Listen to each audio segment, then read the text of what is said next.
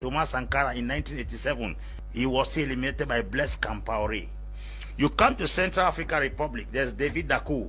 David Dacko was to change the nation in another dimension, but a man called Bukasawa used to eliminate him. You go down to Congo Brazzaville, there's this guy called Maron Ngouabi. Ngouabi also was eliminated through a coup d'etat. Now, if you go down to Guinea Equatorial here, there was this guy called Masias Ngema. It was his own cousin, Obiangema Basoko, that was used to eliminate him. You go down to Ghana, Osage from Kwame Nkrumah had a good intention for the nation. It was Kotoko, his own clear neighbor, that eliminated him. You go to Nigeria, the guys of Nnamdi Azikiwe, they were eliminated by Pope close to them. Now, if you put it in a nutshell, you go to Mozambique, Samora Moise Machel, it was his close partner that eliminated him. The West, and I repeat, will never and ever have access to Africa until they use Africans. That's why I say what is eating the bean seed is within the bean seed. Africans are full with greed, full with ethnocracy, tribalism, and nepotism. And if nothing is done, we will keep on killing our best every year.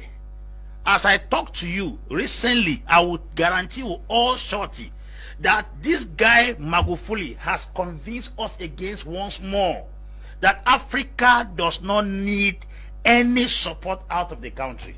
Lazarus Chakwera, in his 8-minute speech commemorating the death of Magufuli, he said, the unpredictable Magufuli. They did not know that leadership could run in Africa without money being borrowed from International Monetary Fund, because they did not know Magufuli was coming. They did not know that projects could be set up and executed on time, because they did not know Magufuli was coming.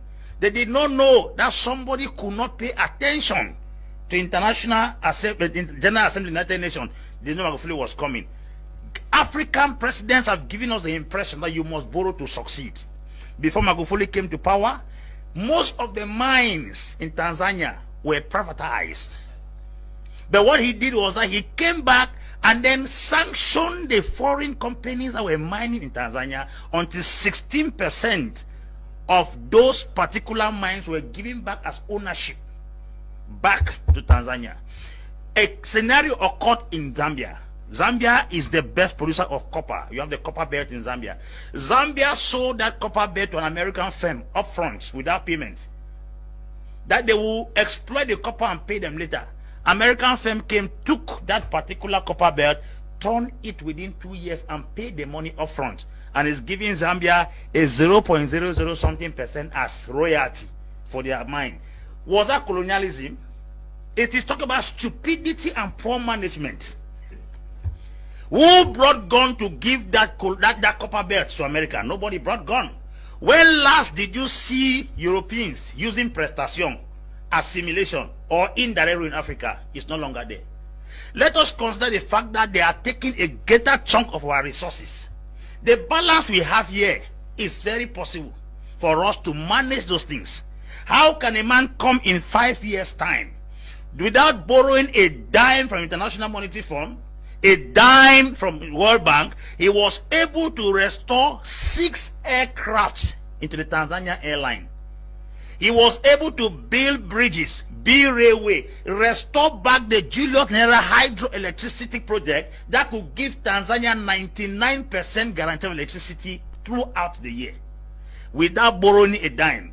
China proposed to borrow him 10 billion to reconstruct and expand the port in Dar es Salaam. He refused, yet the port was under extension.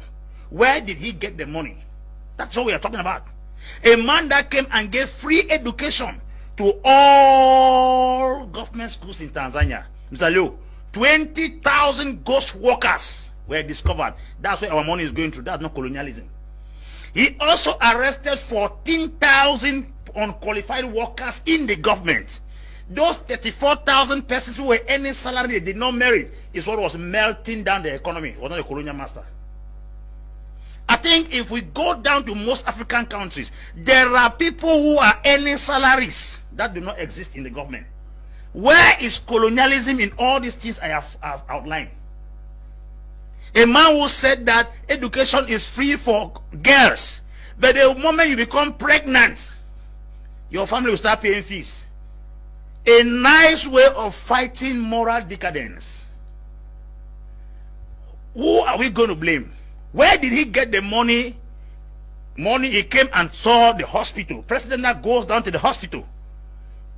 Beds were scattered, rotting. Patients were sleeping on the floor. He fired the entire medical staff and gave them 1 month to repair all the beds in Tanzania. And suddenly from nowhere, the beds were repaired in the space of 2 months.